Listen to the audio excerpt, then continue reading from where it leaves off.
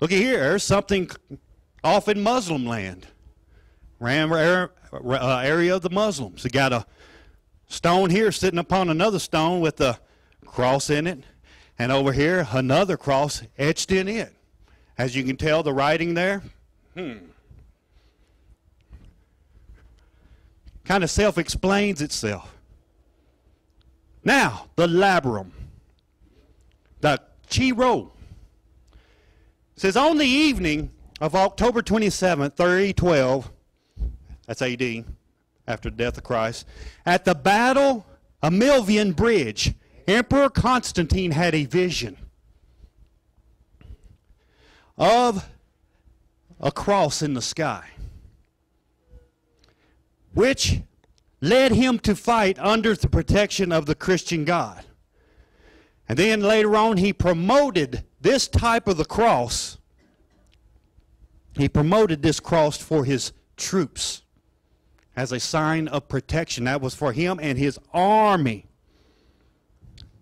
He promoted this variety of the cross supposed to be the first letters of the name Christos, the X and the P, if he was to look at it again in the Greek.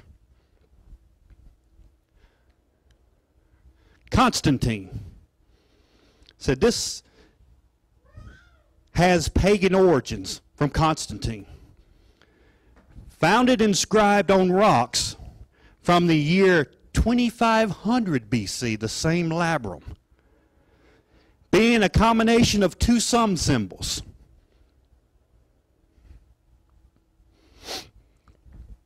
One, axe or hammer of the sun or sun deity. In Scandinavia was the axe of the god Thor.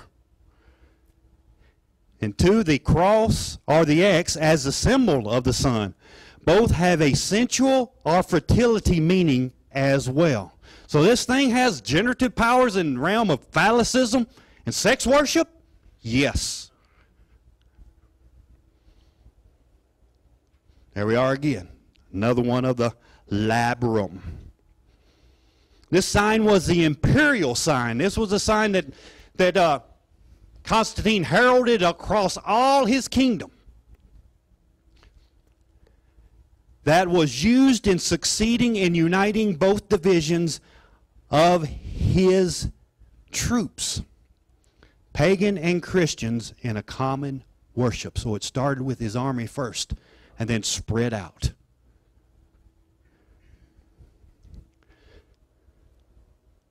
There he is right there, venerated, him himself, and the labrum on the coin. Method of commerce at that time. And this is the banner which his troops would always go into battle with first. Notice the next cross on top of there, and the same labrum right there, the Chi-Rho, wherever you want to pronounce it. Now here we got an interesting figure. This is where the cross that she's got in her hand came into play. No, Constantine brought in the labrum, and he pushed that through all his kingdom for that time that he was alive. And he made his mother high up in the kingdom. He appointed her as the Augusta Imperatrix, given access to the treasury at that time to locate the relics of Judeo-Christian traditions.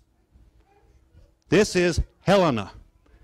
This was Constantine's mother. She went on a journey to Palestine to find the true cross. That's why you see her right here holding the cross in her hand. She went on a pilgrimage for the two crosses. She supposedly found the nails of the crucifixion as well as wooden pieces from the true cross, and she returned to Rome with them. And from that point on, we can start seeing now this taking form. There she is, venerated again. What is she holding up by herself? A cross, a wooden cross. And there is a pictograph now on canvas of her very thing that she went to Palestine to do, went over into the east to do. You can see that she had them over there digging up the relics. You see the 3 crosses there? 2 supposedly of the thief, and the one in the middle is supposedly the true cross. And once she found it, it was given to her. And I thought this was quite amazing, because there were no J's back then. There's a word written above this man called I-U-D-A-S. Why is this guy called Judas? And he's getting ready to hand her over the cross, which, there she is in all her glory with a sun symbol around her head as well, getting ready to receive her cross. And look behind her, a nice little Easter egg. Look at that. Makes you wonder, huh? So we can start seeing now something take form that actually was Constantine's mother that actually brought the form of this cross into being now. She took all the relics and all the nails supposedly of the crucifixion, and actually one of the nails she put in Constantine's helmet for protection. It's how warped these people's mind was. They were pagan to the core.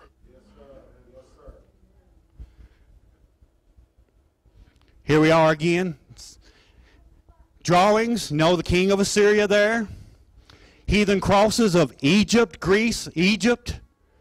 Heathen cakes that were baked to the Queen of Heaven. Christian cakes. Catholic Rome. Look at Greece. Rome ain't much difference, huh? Mexico.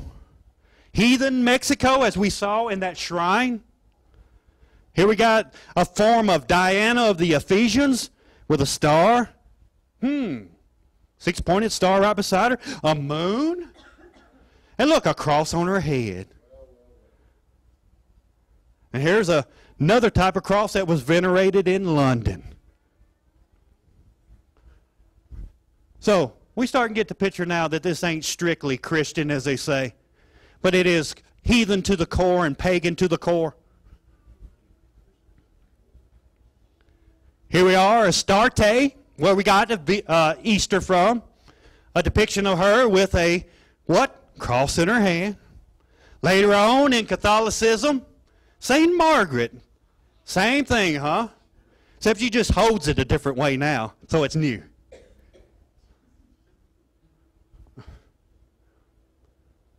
Here are some Egyptian priests. Notice the high priest here. He's just decked with all kinds of crosses and everything all over his garment, even on his legs. Even the ones preceding him in protection with their spears and their swords. Look what's around their neck. Egypt, huh?